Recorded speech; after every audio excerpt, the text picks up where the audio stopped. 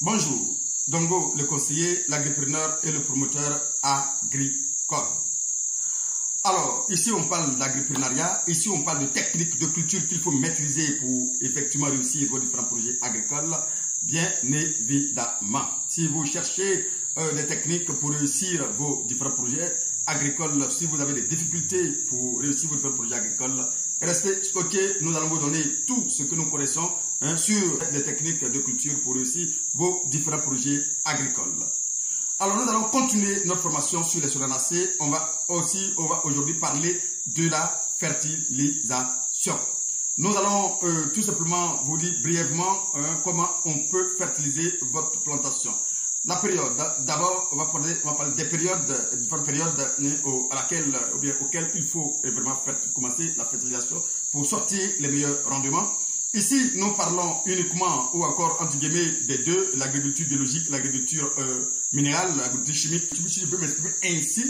Alors, c'est pourquoi il faut savoir que avant le labour du sol, on peut apporter ce qu'on appelle le dolomie ou encore de la matière organique, simplement, comme je le dis, c'est-à-dire le compost bien cuit, ou encore bien décomposé, la matière organique bien décomposée, en l'occurrence la fiente de poulet, ou encore ce que j'appelle la bouse de vache, bien évidemment. Alors, on peut apporter cela. Si on décide d'apporter de la bouse de vache, ça sera entre 10 tonnes ou encore entre 20 tonnes à 35 tonnes, tout simplement, par hectare. Si on décide d'apporter du dolomie avant la boue, on peut apporter 500 kg par hectare. Voilà. Avant le bionnage, effectivement, parce qu'ici, on peut faire les deux opérations séparées. Certaines personnes font d'abord de la boue carrément et ensuite procéder maintenant à ce qu'on appelle le bionnage tout simplement ou la confection des planches tout simplement. Alors dans ce cas-là, il faut savoir qu'on peut apporter aussi, pendant qu'on est en train de faire les bions, on peut aussi apporter bien évidemment du NPK 10, 18, 18 à raison de 500 kg par hectare ou encore on peut apporter du NPK 12, 22, 22 tout simplement à raison de 500 kg, tout comme on peut apporter du sulfate de potassium à raison de 100 kg par hectare ou du super simple à raison de 300 kg par hectare. Ça, c'est une période bien définie au bionnage. Maintenant qu'on a repiqué notre plantation, on peut aussi apporter de l'engrais pendant que la plante est en train de suivre sa croissance tranquillement. On peut aussi apporter de l'engrais pendant ce qu'on appelle l'opération de butage. L'opération de butage peut survenir 3 semaines après le repiquage, mais en général, moi, je commence 2 semaines après le repiquage pour gagner beaucoup en temps, parce que si la production est grande et que vous n'avez pas beaucoup de main-d'œuvre, il faut commencer très rapidement pour gagner beaucoup de temps. Et cela va aussi booster rapidement aussi la croissance de mes plants, d'où j'ai le meilleur rendement à tout moment.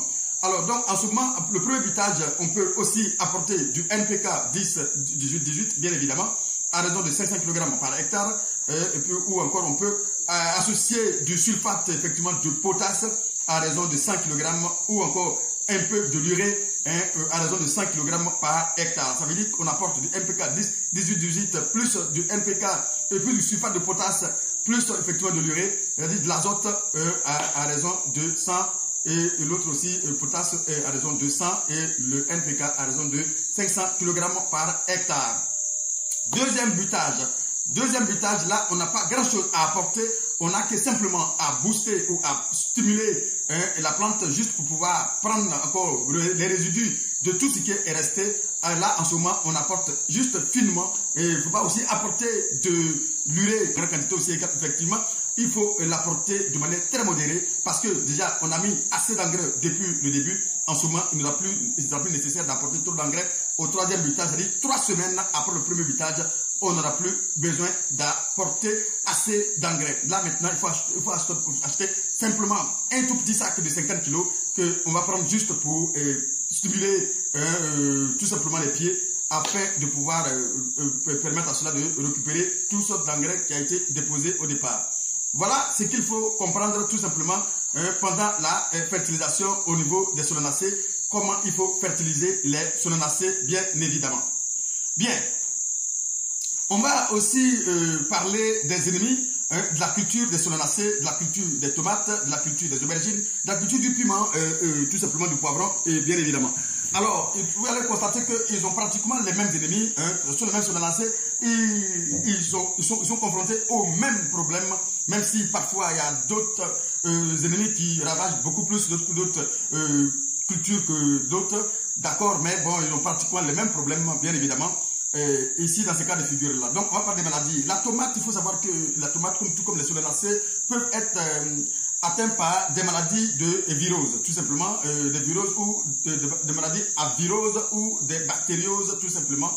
On peut citer ce qu'on appelle les méduilles, cladosporiose, fusariose, alternariose, nécrose apicole, tout simplement. Le nécrose apicole qui arrive souvent, ce sont les culs noirs que vous voyez au niveau des bouts de tomates, tout simplement, qui souvent sont dus à ce qu'on appelle le déficit de calcium, bien évidemment. Voilà, ce sont les déficits de calcium qui provoquent cela le plus souvent. Alors, donc, c'est ce que nous constatons le plus souvent. Ça peut être aussi, on peut avoir aussi le problème de bactériose, le problème voilà, tout simplement, les nématodes peuvent aussi survenir. Et d'autres champignons aussi peuvent venir, on peut les rencontrer aussi dans la culture de la tomate.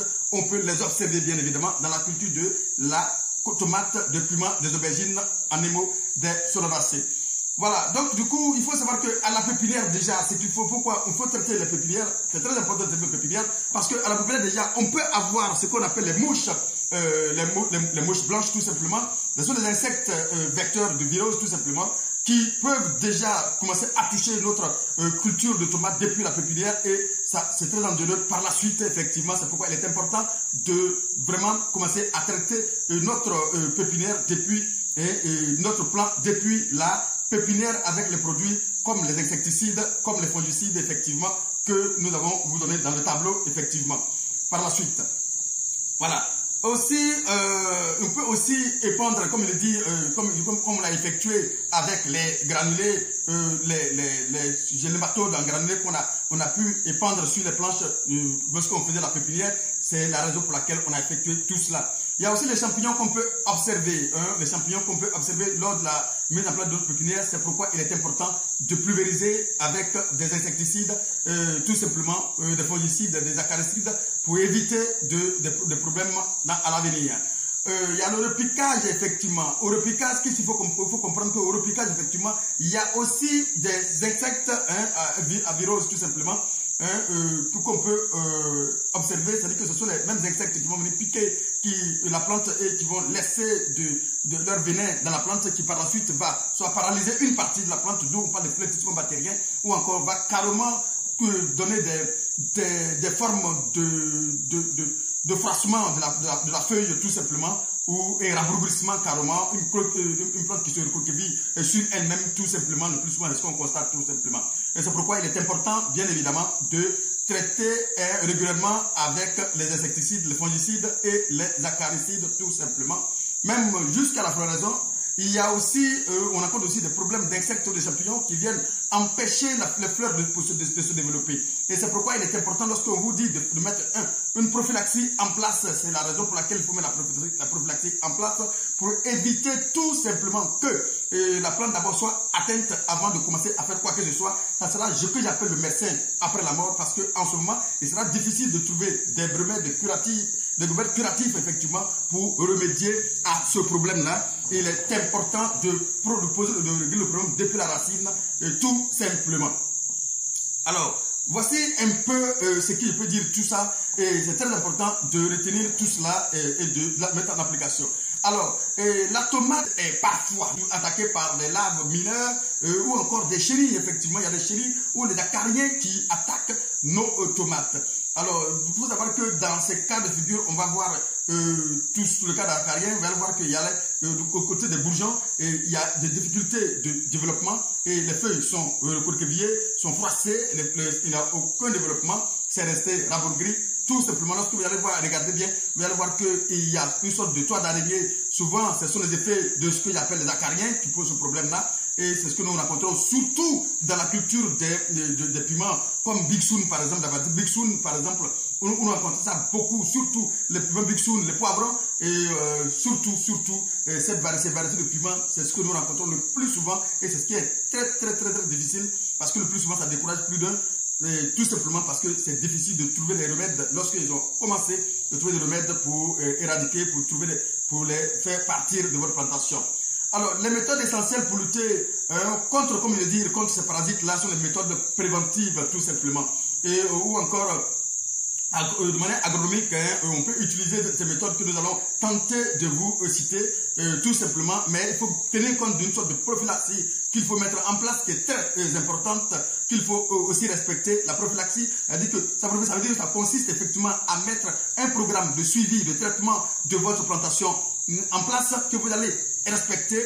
C'est pourquoi je vais vous donner une liste par la suite de tous les produits qu'il faut utiliser en faisant des traitements alternés de produits, de matières actives, bien évidemment. Tout simplement parce que si vous utilisez les mêmes matières actives régulièrement, il y aura ce que j'appelle une sorte de résistance qui va se dégager et une sorte de capsule qui les parasites se développent tout simplement pour se protéger. Et en ce moment-là, vous allez voir que votre produit n'aura aucun effet sur eux, et en ce moment ils vont toujours continuer de se déployer et de ravager votre culture. Vous avez dit je traite mais je n'ai pas de solution. Bien évidemment, ils ont développé ce que j'appelle tout simplement ce système de résistance, tout simplement, qui va faire en sorte que les produits ne les atteignent plus. Alors pour ce faire, on peut utiliser des variétés depuis la base tout simplement qui sont très résistantes aux virus ou aux bactéries tout simplement. On peut les utiliser, même si aujourd'hui nous constatons que c'est de plus en plus difficile de trouver ces variétés-là. Le plus souvent, moi je suis tellement déçu des variétés que nous avons, quel que soit le système que nous mettons en place, surtout les variétés d'aubergines aujourd'hui que nous voyons sur le marché, vraiment ne respectent pas les normes, peut-être parce que on n'arrive pas à avoir les résultats. Tout simplement, les parasites sont toujours présents sur nos plants, malgré les systèmes que nous déployons. Et ça, je suis pas satisfait de ces variétés, que ce soit le Big Soul, que ce soit les piments comme le Kotobi, le Gamba, et les résultats que nous voyons sur le marché actuellement ne sont pas du tout satisfaisants. Il faut que je le dise. Alors, il faut aussi l'entretien soigneux, effectivement, des plants, en évitant de blesser, effectivement, bien évidemment, les plants, bien évidemment. Il faut éviter de blesser les plants parce que c'est là aussi les parasites de blessure. Il y a des parasites de blessure, bien évidemment, qui peuvent passer par là, bien évidemment, pour attaquer votre culture. Alors, donc, il faut veiller à ce que vous ne blessez pas votre culture pendant que vous êtes en train de faire votre travail, vos nettoyages, vos entretiens. Il faut éviter de, bien évidemment, blesser votre culture. Il faut aussi une régularité au niveau de l'arrosage. C'est très important d'être régulier au niveau de l'arrosage, de savoir quand arroser et comment arroser. C'est très important pour éviter effectivement les culs noirs, parce que le cul noir aussi peut être dû à ce qu'on appelle une sorte d'arrosage mal contrôlé, et tout simplement cela peut poser le problème de cul noir, ce que j'appelle aussi même les casses, les fentes, tout simplement, les éclatements au niveau des cultures de tomates et même des piments et autres. Ça peut être dû à cela. Il y a aussi la détermination de la période de culture, bien évidemment, qu'il faut aussi observer. Et la détermination de la période de culture judicieuse, tenant compte des conditions écologiques et de cycle, bien évidemment, de la variété à cultiver, compte beaucoup également. Et c'est pourquoi il faut vraiment observer tout cela, et c'est pourquoi nous sommes en train de vous orienter comme nous pouvons pour atteindre vos résultats comme vous pouvez, bien évidemment. Il y a le respect de délai, effectivement aussi des produits que vous utilisez. C'est pourquoi je propose déjà que vous alternez. Sinon, il y a le respect des délais et les doses de traitement phytosanitaire normal pour éviter ce que j'appelle une surinfectation de parasites entraînant un surcoût, bien évidemment, de productivité et un surcoût de production, bien évidemment. Voici un tant soit peu ce qu'on pourra vous dire sur cette partie, vraiment parce qu'on a compris le coup, on l'a vraiment mis en application. Maintenant, nous allons parler des différentes récoltes, bien évidemment. On va parler de la récolte. Alors, je suis sûr et certain que tout s'est bien passé et on peut maintenant récolter notre tomate, bien évidemment, ou encore notre aubergine, notre piment. Alors, la récolte de la tomate, on parle de la tomate ici, après on fait le cas de l'aubergine, bon, tout ça. Voilà, la récolte de la tomate a lieu 3 mois, environ 3 mois après le semis en pépinière, ou encore 2 mois après le repiquage, tout simplement. La récolte peut s'étaler sur 1 à 2 mois, bien évidemment. Avec les variétés comme le Hens 1370, bien sûr, la durée de la récolte ne devrait pas excéder 1 mois. Alors, la récolte se fait normalement 2 fois par semaine lorsque le fruit atteint ce que j'appelle le point de rosée. Le point de rosée se caractérise par le virement de la teinte du fruit du vert à ce que j'appelle le rose ou encore à l'orange tout simplement. La tomate bien mûre prend la couleur tout simplement de rouge et le rendement varie entre 20 à 40 tonnes bien évidemment selon la variété et les conditions culturelles utilisées. Ça peut atteindre 40 voire même plus bien effectivement. Le rendement de 30 tonnes peut être dépassé pour certaines cultures très intensives effectivement. Donc, la tomate est un des produits vivriers très périssable. Elle ne peut être conservée que quelques jours après sa récolte et elle est très sensible effectivement aux conditions de transport. Et les tomates cueillies sont mises dans des bacs PVC aérés, aménagés pour la récolte, pour l'exportation ou pour les longs voyages. Et les longs voyages, les tomates sont emballées dans des cartons ondulés ou à véole. Dans les cartons ondulés ou à véole tout simplement. Voilà. Et il faut savoir que ces cartons sont perforés, effectivement. Et voilà. Donc, le seul moyen de conservation efficace des tomates mûres et reste toujours ce que j'appelle les chambres froides. Malheureusement, ici en Afrique, on n'en a pas assez. Et c'est pourquoi nos produits périssent sur le marché. C'est pourquoi nos produits, lorsqu'une fois arrivés à la capitale, tout simplement, plus de 20% de nos produits restent carrément inconsommés et jetés à la poubelle, malheureusement, parce qu'on n'a pas ces conditions, bien évidemment, de conservation en Afrique. Voici donc ce qu'on pourra dire sur la culture de la tomate et sur la culture des solanacées de manière générale. Voilà, on va aussi parler de la cueillette des piments, de la cueillette des poivrons.